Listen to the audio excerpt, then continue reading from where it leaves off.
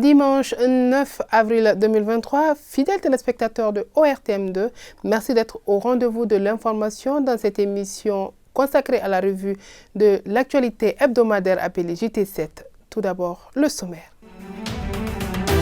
Le Fonds mondial octroie plus de 118 milliards de francs CFA pour lutter contre le VIH, la tuberculose, le paludisme. Ce dont permet aussi de renforcer le système sanitaire malien. À cet effet, le fonds doit être mobilisé et un cadre a été mis en place à cet effet. C'est le thème que nous allons développer avec mon invité. Alors de retour sur ce plateau, nous recevons avec nous aujourd'hui notre invité du jour qui n'est autre que le docteur Aliou Silla. Il est expert suivi stratégique senior CCM Mali. Docteur Silla, bonsoir. Bonsoir madame. Merci d'avoir accepté notre invitation. Le plaisir. À préciser que le CCM c'est en anglais, mais c'est l'instance de coordination nationale pour les subventions financées par le Fonds mondial de lutte contre le sida, la tuberculose, le paludisme et le renforcement du système de santé au Mali. Tout à fait. Alors, avant de continuer, nous allons voir tout d'abord le reportage tourné par Adama Traoré, au cours duquel le cadre a été mis en place. Il s'agit du Fonds mondial qui octroie plus de 118 milliards de francs CFA pour la lutte contre le VIH, sida, la tuberculose et le paludisme. Un cadre de concertation a été mis en place pour faciliter la mobilisation de ce fonds. Suivons son reportage. Pour appuyer et renforcer le système de santé de notre pays dans la lutte contre le VIH-Sida, la tuberculose et le paludisme, le Fonds mondial a mis à la disposition du Mali une enveloppe de plus de 118 milliards de francs CFA. Donc cet argent qui est un don pour nous, nous devons vraiment tout faire pour qu'on puisse avoir des résultats à hauteur de souhait, et cela en se disant que chaque frère, chaque sœur, chaque parent malien de Bamako à Kidal puisse bénéficier de l'impact positif sur leur santé de ce financement. Pour permettre à notre pays d'accéder à ces fonds, un cadre de concertation dénommé Dialogue Pays a été mis en place. Le dit cadre est composé de l'État, des organisations de la société civile, des acteurs de la santé et des partenaires techniques et financiers. Nous avons tous une obligation morale de faire mieux et de rendre accessibles les services de santé au plus grand nombre. Le Fonds mondial est engagé aux côtés du Mali, du ministère de la Santé, Madame la Ministre, dans votre lutte contre les maladies. La synthèse de ce dialogue va permettre aux intervenants d'engager des réflexions pour faciliter la mobilisation du fonds. C'est le lieu de se réjouir de l'engagement renouvelé du gouvernement à soutenir nos politiques de santé, de développement social et de promotion de la famille. Aussi, permettez-moi d'adresser au nom des plus hautes autorités du pays nos remerciements et félicitations les plus sincères à l'ensemble des acteurs de la lutte contre le VIH-Sida, la tuberculose et du renforcement du système de santé, particulièrement l'équipe pays du Fonds mondial. Cette demande de financement de notre pays doit parvenir au Fonds mondial au plus tard le 29 mai prochain. De retour sur ce plateau avec Dr Aliou Silla. Oui. Alors, docteur, on dit CCM. Depuis combien de temps CCM existe au Mali déjà? Merci madame, et puis permettez-moi de vous remercier pour votre invitation.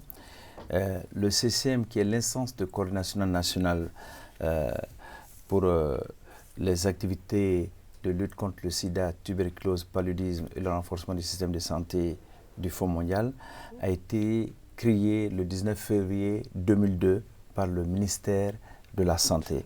Okay. Et c'était sous l'arrêté numéro 020136.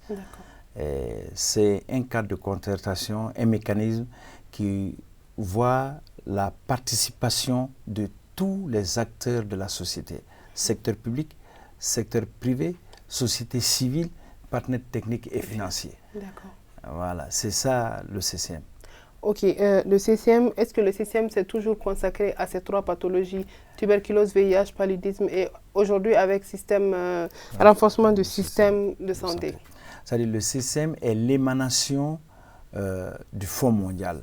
Le Fonds mondial, sous l'égide de Kofi Annan, a vu le jour vers 2001. Et c'était pour adresser les trois maladies. C'était d'abord le sida, Donc on se dit que la mortalité et la morbidité liées à la tuberculose ou au paludisme étant, on l'a élargi.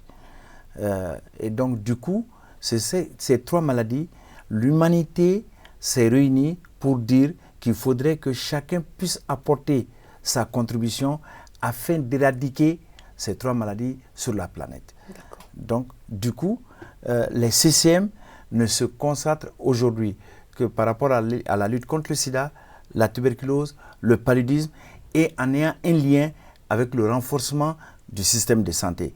Et en perspective, il y a les nouvelles maladies émergentes, comme la Covid, comme d'autres maladies qui peuvent venir. D'autres maladies virales, par exemple. Exactement. Alors, donc, ça veut dire que les CCM existent partout dans le monde ou c'est en Afrique seulement? Non, c'est tous les pays qui sont intéressés à bénéficier des fonds du Fonds mondial. D'accord. Et ce qu'il faut dire, c'est que ces fonds sont gratuits. Ah, oui, mais les fonds sont gratuits, mais on parle de conditions pour entrer en possession du fonds. Exactement. C'est-à-dire que c'est gratuit, que les gens ne pensent pas que tout ce qui est gratuit, il n'y a pas de rigueur. D'accord. Il y a les conditions d'accessibilité. D'accord. C'est-à-dire que le Fonds mondial, chaque fin de cycle, c'est chaque 3 ans, il y a un cycle, c'est chaque 3 ans, annonce une lettre d'allocation aux pays qui sont éligibles. C'est les pays en voie de développement, les pays en moyen de développement. Les pays développés n'ont pas accès aux ressources du Fonds mondial pour lutter contre ces pathologies. Donc, maintenant, pour y accéder, les conditions, c'est que d'abord, vous avez un CCM qui est crédible, qui est éligible. Donc, qui tient ses réunions, il y a la participation active, il y a des critères d'admissibilité. Deuxièmement, c'est qu'au niveau de chaque pays, on doit procéder à une activité qui est la plus importante, qu'on appelle le dialogue pays. Ce dialogue réunit tous les segments de la société. Et d'ailleurs, c'est ce que vous nous avez projeté tout de suite avec le reportage. Là, tu as les acteurs de santé, les médecins-chefs, les directeurs régionaux de santé, la société civile, dans toutes ses composantes, les religieux, les thérapeutes traditionnels, les associations de personnes en situation de handicap, les personnes vivant avec la maladie, les personnes qui sont les plus vulnérables, qui sont les plus exposées, le secteur privé qui doit faire partie, les partenaires techniques au développement. Donc, qui doivent discuter avec le gouvernement. Et tu as tous les services centraux pour dire au Mali, voici nos besoins en matière de lutte contre le sida, tuberculose, paludisme et renforcement du système de santé. Mais voici nos priorités. Le Fonds mondial ne peut pas tout prendre, mais voilà les gaps. On doit dégager quel est le manque dont nous avons besoin pour combler les lacunes programmatiques et financières. Donc, une fois que cette discussion a été faite, qu'il y a eu un consensus pour les besoins, regarde souvent les besoins au nord ne sont pas les mêmes qu'au sud. Non, pas du tout. Les besoins dans les zones aurifères ne seront pas les mêmes que dans les zones rizicoles. Pas du tout. Mais il y a des besoins communs, transversaux. Et maintenant, on doit prioriser. Regardez, aujourd'hui là, tout est problème. L'eau, il y a problème. Électricité, il y a problème. Agriculture, il y a problème. Sécurité, il y a problème partout. Mais on ne peut pas tout résoudre en même temps. Il faut parler par étapes. Exactement. Et donc, il faut prioriser. Nous devons prioriser. Et une fois que nous parvenons à faire la priorisation, ça, c'est le consensus. Tout le monde dit, ah, effectivement, il faut, je prends un cas, par exemple, la transmission du VIH de la mère à l'enfant. Tout le monde est unanime qu'aucun enfant ne doit plus naître avec le VIH. C'est inacceptable. Tu prends la tuberculose, tu vas trouver qu'au niveau de la famille, quelqu'un est tuberculeux et qu'on ne parvient pas à détecter tous les membres contacts, ce n'est pas acceptable. Voilà. Donc, on doit dépasser cette étape. On doit dépasser cela. Et par exemple, vous allez voir l'approvisionnement en médicaments. Nous devons servir toutes nos régions, de Bamako jusqu'à Kidal, de Bamako à Gao. Et c'est nous qui devons être ingénieux, inventer les systèmes, les approches pour pouvoir acheminer les médicaments et pour pouvoir donner au dernier kilomètre. Le problème, c'est d'amener le médicament, ça c'est un. Le deuxième, c'est que le patient doit avoir. Et c'est à ça là que nous allons servir, si nous mettons en commun le savoir-faire du service public, du service privé et de la société civile. Donc les conditionnalités, tu as ce dialogue. Donc, on écrit ce qu'on appelle une demande de financement. Tu as des formulaires et d'ailleurs, dès demain, les groupes techniques de travail au niveau du Mali sont à la tâche pour qu'on puisse écrire cette demande de financement qui doit être finie et déposée le 29 mai. Mais oui, ça a été signalé dans le reportage. Exactement. Voilà. Donc, nous, au niveau du CCM, actuellement, c'est de rester éveillé parce que tous les documents à fournir, par exemple, il faudrait la contrepartie nationale. Elle va s'élever à combien la contrepartie nationale? C'est-à-dire que c'est 15% qui est demandé, c'est de montrer la bonne foi, qu'est-ce que nous utilisons dans le domaine de la santé, lutte contre le VIH, tuberculose et renforcement du système de santé. Et nous devons être capables de décliner, si on dit nous avons acheté par exemple un cas, 10 millions ou 100 millions de médicaments, il faudrait qu'on puisse dire par rapport à ça, il y a combien qui est parti pour le VIH, il y a combien qui est parti pour le paludisme, il y a combien qui est parti pour la tuberculose. C'est-à-dire qu'en Bambara, et nous aujourd'hui nous savons que notre pays traverse une situation très difficile. Et c'est pourquoi nous disons que cette opportunité, nous ne devons pas la laisser passer parce qu'il faudrait que nous soulageons notre gouvernement et en faisant tout pour avoir accès à ces financements-là. Mais en contrepartie, nous devons être capables de dire ce que nous avons. Si nous n'avons pas 100 millions, c'est 10 millions que nous avons, nous devons le dire. Tu vois? Donc, et ça, cette contrepartie, il le vérifie. Pour voir, j'ai annoncé que je donne 10 millions quand je viens aux médicaments, mais ils vont voir en termes de traçabilité sur les niveaux budgétaires, il y a eu combien d'argent qui sont partis pour l'achat des médicaments anti-palu, anti-VIH et anti-tuberculose. Voilà. Alors, aujourd'hui, qu'est-ce que le CCM, depuis le début jusqu'à maintenant, est-ce qu'on peut avoir quelques résultats obtenus dans les travaux? Quand tu vas voir de 2002 à maintenant, ce que le Fonds mondial a mis à la disposition du gouvernement du Mali pour lutter contre ces trois maladies, sida, tuberculose, VIH et le renforcement du système de santé, c'est plus de 500 millions, c'est à peu près 522 millions de dollars. Wow. Et quand tu prends le dollar à 500 francs CFA, tu as à peu près 261 milliards 277 millions. D'accord. Et aujourd'hui, on a 180 millions d'euros qui fait après 118 milliards que nous devons aller chercher. Et par rapport au financement passé, parce que les financements sont cycliques, c'est chaque 3 ans, et ils nous ont fait le Fonds mondial lors de leur passage ici, hier, avant-hier, ils ont fait du 27 au 7 avril, ils nous ont montré des résultats probants. Nos résultats, aujourd'hui, il y a un taux d'absorption de 52% au niveau global, gouvernemental, par des structures de la cellule sectorielle du ministère de la Santé, de l'UMRSS et d'Arcade. Et au niveau d'Arcade, nous avons, c'est la société civile, 80% de taux d'absorption. Et on dit que ce taux de 52% va être très amélioré avec tous les acquis, les activités que l'UMRSS, c'est l'unité de mise en œuvre du renforcement du système de santé au niveau du ministère de la Santé. Toutes les dépenses engagées vraiment qui vont rentrer, c'est qu'on aura une amélioration du taux d'absorption. Et il faut se dire, l'arbre ne doit pas cacher la forêt. Voilà. Nos résultats sont mi-figue, mi-raisin. D'accord. C'était la prochaine question. Oui, non, on ne se laisse pas. Parce qu'avec lutter contre le sida, ce n'est pas se mentir. Il faut se regarder dans la glace et se dire la vérité. C'est-à-dire que l'ONU qui dit qu'il faudrait aller d'ici l'horizon, d'ici 2030, 95% des personnes qui doivent être dépistées le sont. Les 3,90 d'abord. Exactement. Maintenant, en 2030, on doit passer en 95. Et 2030, on voulait même aller à l'élimination. En disant qu'en 2025, on doit aller à 95%. D'accord. Aujourd'hui, nous sommes à 63%. Les 90% qui devaient être mis sous traitement, nous sommes à 57%, si je ne me trompe pas. Et par rapport à la charge virale, nous sommes à 20%. Donc ça veut dire nous avons des efforts à fournir. Cela m'amène à dire que lutter contre le sida, TB et PALU, une seule structure ne peut pas. Un seul secteur ne peut pas. Un seul individu ne peut pas. Il faut l'union sacrée de l'ensemble des secteurs et de l'ensemble des acteurs pour traquer, lutter contre cette maladie. Il y a un lourd fardeau, la stigmatisation, la discrimination. Depuis une décennie, nous traversons une crise multidimensionnelle. Il ne faut pas se le cacher. Mais on ne va pas s'arrêter parce que la crise est là.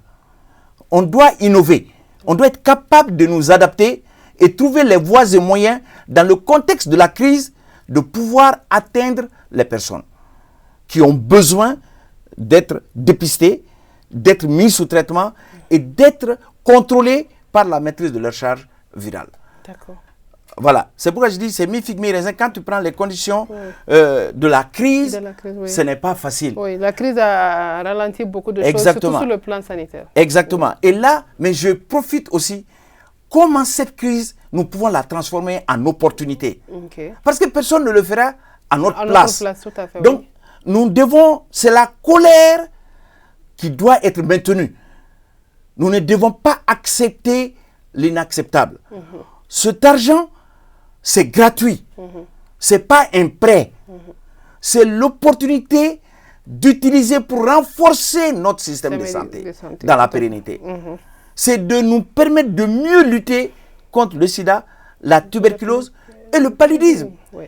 Madame, c'est encore inacceptable que nos enfants meurent de paludisme. En tout cas, ça arrive toujours. Ça arrive tout le temps. Mais quelle est la responsabilité de nous tous? Même vous. Qu'est-ce que vous faites pour contribuer à mieux informer, éduquer la population? Tout à fait, oui. Voilà. Chacun son rôle. Donc. Chacun son rôle, quoi. C'est ce que je dis. Le Mali était très en avance. Il y a une époque donnée. Mais on comprend toute la situation. Oui. Nous devons retrousser les manches. Okay. Et je sais que nous sommes capables. On l'est, nous le sommes. Voilà. Nous le sommes. Alors, vous parliez d'une cyclique, le financement qui est périodique. Alors, est-ce que le financement soit périodique et l'application du projet aussi est périodique?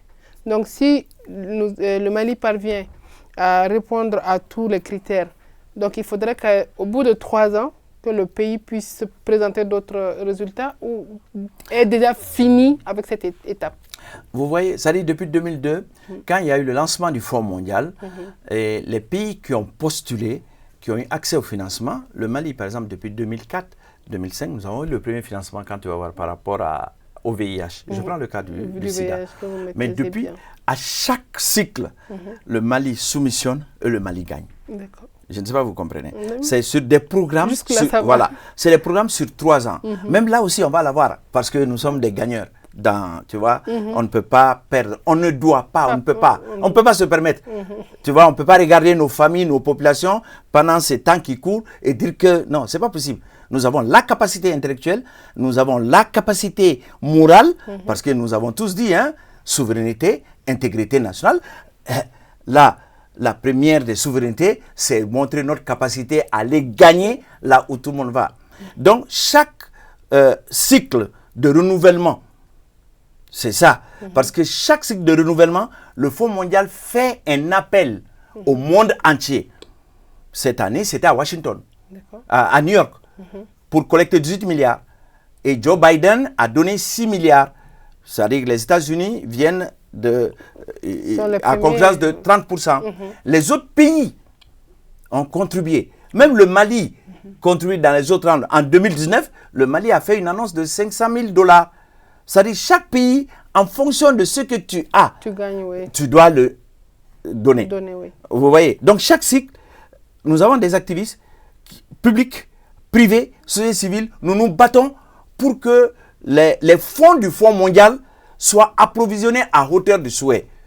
Parce que c'est un mécanisme qui crée la synergie de l'ensemble des acteurs et c'est des moyens financiers qui sont utiles et nécessaires pour les pays. Donc chaque cycle, cela est. Maintenant, chaque pays éligible, nous sommes éligibles, doivent formuler des demandes de financement en respectant un certain nombre de contraintes. Organiser le dialogue pays, avoir la contrepartie financière, c'est l'engagement de l'État. Oui. On ne peut pas se mettre à la place de l'État. On ne va pas se substituer. Mais c'est de permettre aux États d'être forts d'ici un temps T. Moi, je ne me laisse pas. le Fonds mondial ne va pas rester éternellement. Mais je sais qu'ils ne vont pas partir demain. En tout cas. Mais au moment où ils sont là, qu'est-ce que nous pouvons faire pour renforcer notre système de santé? Et ça, c'est vraiment... saisir ce genre d'opportunités, en fait. Exactement. Et là, ça, c'est quelque chose de très important. Donc, chaque cycle, ce serait comme ça. Et on reprend les mêmes mécanismes et on essaye... Ce qui est important dans le Fonds mondial, c'est qu'on parvient à discuter, à dialoguer, à se regarder dans face to face et dire ça ne marche pas, ça marche. Et tant qu'on ne fait pas ça, on ne trouve pas la vraie solution. C'est-à-dire c'est le langage de vérité. Ça peut être difficile et amer, hein, et amer, oui. Mais la vérité est amère. Voilà, mais il faut qu'on se dise la vérité. D'accord. Ça, c'est vraiment normal. Mais actuellement, vous êtes à quel niveau aujourd'hui? Non, aujourd'hui, pour accéder à ces 118 milliards, oui. c'est la première étape qui est le dialogue pays est fini. Est fini, d'accord. Aujourd'hui, les équipes se trouvaient à l'OMS Oui. pour faire la constitution du groupe travail technique. Donc demain, ça va commencer. Donc maintenant, c'est le processus de l'écriture de la note parce qu'avec le dialogue, toutes les capitales régionales étaient présentes à Bamako. Parce que quand tu vas voir le dialogue, pour une fois, nous avons fait le dialogue communautaire. La société civile s'est réunie, discuté au niveau de toutes les capitales régionales. Nous avons fait le dialogue humanitaire avec les organisations humanitaires. Nous avons eu le dialogue régional dans chaque région avec les gouverneurs. Et maintenant, nous avons eu le dialogue pays qui a regroupé l'ensemble de ceci pour nous permettre de dégager les besoins prioritaires et les interventions prioritaires. Maintenant, ce sont ces interventions prioritaires qui vont être décrites en projet, en contextualisant, en problématisant et en trouvant les solutions adaptées pour le contexte malien. Vous voyez? Donc, c'est ça qu'on doit faire jusque d'ici le 29 mai, ça doit être déposé au Fonds mondial. Et entre-temps, à chaque étape, nous faisons une réunion avec les membres du CCM pour leur présenter les étapes.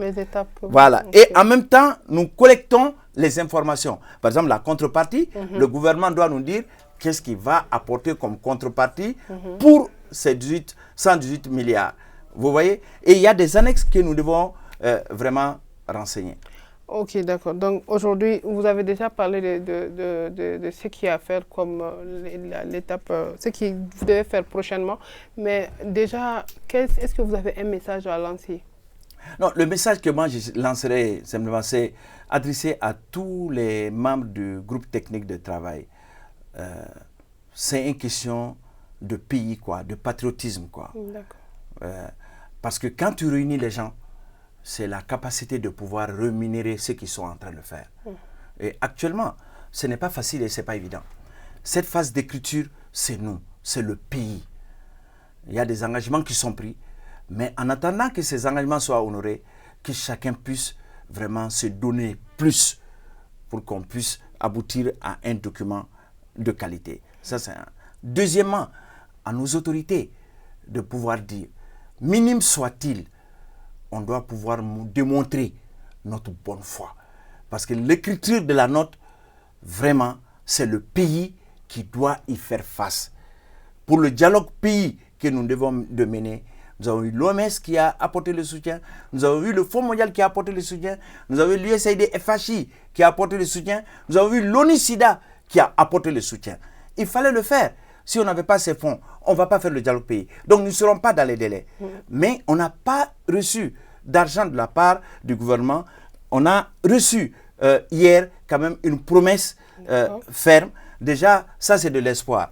Et moi, je me dis quand même qu'il y ait un regard du gouvernement par rapport au Fonds mondial. Au fonds du Fonds mondial, c'est-à-dire qu'en sens, la lettre d'allocation, ce qui est donné, c'est gratuit. Vraiment, c'est gratuit. Un partenaire qui vient, qui te donne 118 milliards de francs CFA. C'est un fonds multilatéral. Vraiment, c'est de voir comment est-ce que nous pouvons au moins honorer, respecter nos engagements en tant qu'autorité.